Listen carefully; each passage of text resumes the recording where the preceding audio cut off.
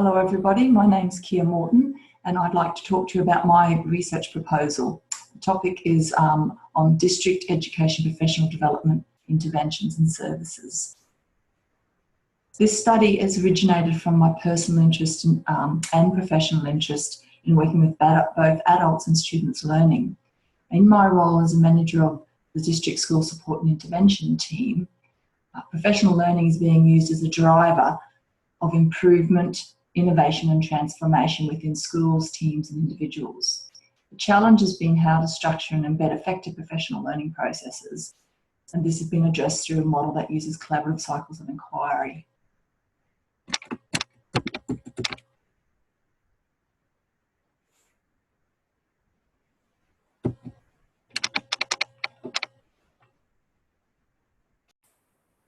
Since the 70s, district education services have been evolving from a position of using supervision to establish accountability and improvement to a model of using capability development to increase accountability and improve student outcomes. This strategy is underpinned by an emerging understanding of the role of leaders in developing teaching quality and the importance of teaching quality to improving student outcomes. Significant resources are being invested into education systems to support these goals through professional development, and therefore it's really important for us to understand what constitutes effective professional development and the district's role in that.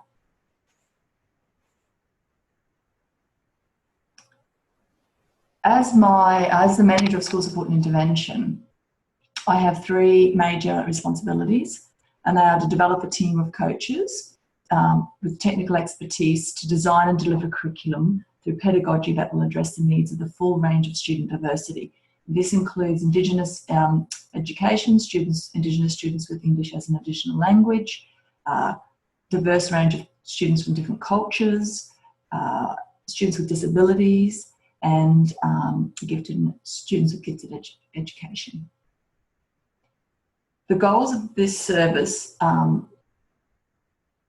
are that leaders will develop. The goals of the service are for leaders to develop facilitation of teachers to use cycles of inquiry to improve teaching quality and to increase teachers' ability to manipulate curriculum, pedagogical practice and environment to the specific needs of the student to increase learning. There are criteria for the leaders' learning, teachers' learning and students' learning. So they are the expectations of the service. The third expectation of me in the role is that I'll understand the impact and the effectiveness of this intervention. And it is this requirement that has created the focus for my study. The research question and the purpose are really driven by this focus. The purpose of the study is to determine the impact of a district professional development model. And the research question is, how does a district professional development model impact leaders' ability to use collaborative cycles of inquiry to facilitate teacher practice that improves student academic and engagement outcomes?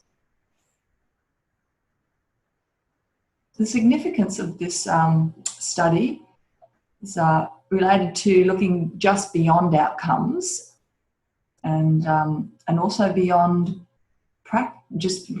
process. You might deliver a service and it might have been people had a nice time, but if the outcomes weren't achieved, did it matter? Well, we want to explore the impact and the relationship between the learning, changing behaviour and the outcomes. Theory of change will contribute to the understanding of the theory of change that underlies professional development models and what that should be or how that is effective. It will inform professional development designs. It will add to the understanding of the impact of collaborative cycles of inquiry, and it will provide information about how to embed evaluation into the design of a professional development model.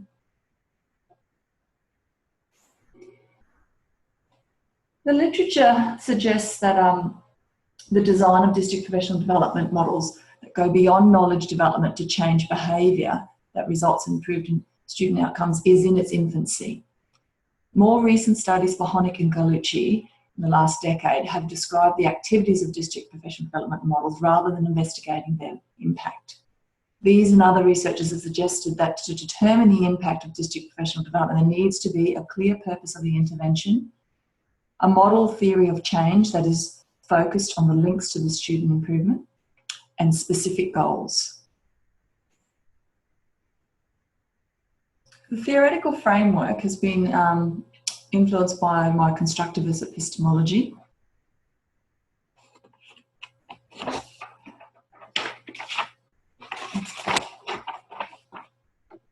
This exposes my assumptions that meaning is constructed for multiple perspectives and comes into existence through engagement with various experiences.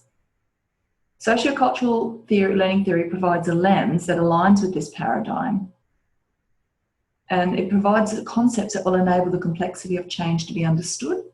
These concepts will assist in the design of the study, as well as the framework to evaluate the evidence collected. Vygotsky and Wenger's work offers some of the concepts that can be investigated to understand the progression towards the goals of the intervention, and they include cascading assistant relationships, so the more knowledgeable other from Vygotsky, the zone of proximal development for the learners, the participants at each of their levels of learning, and the collaborative inquiry, or the joint work, the social process and the tools of inquiry that are used to achieve the goals.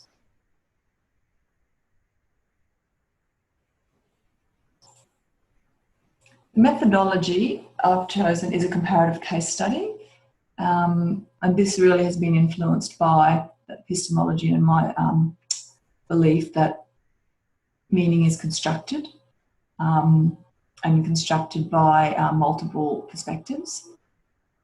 There is some evidence that the comparative case study really does match the nature of the task, this study task, and Stake says that case studies can portray the dynamics and progression of human action over time, and this study is really about those dynamics of human action and the progression of it.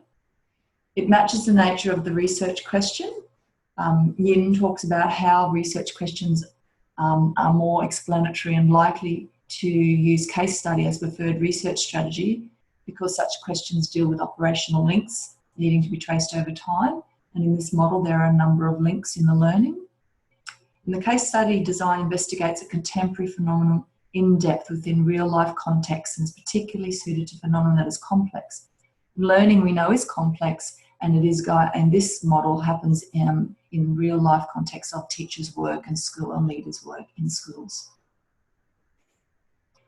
The design structure of the case studies has been done to try to consider the theoretical replication and the literal replication. So you can see here the cases will be selected, and according to if they have engaged with this intervention, as represented here with the blue ones, and they will be cases where there are leaders, teachers and students.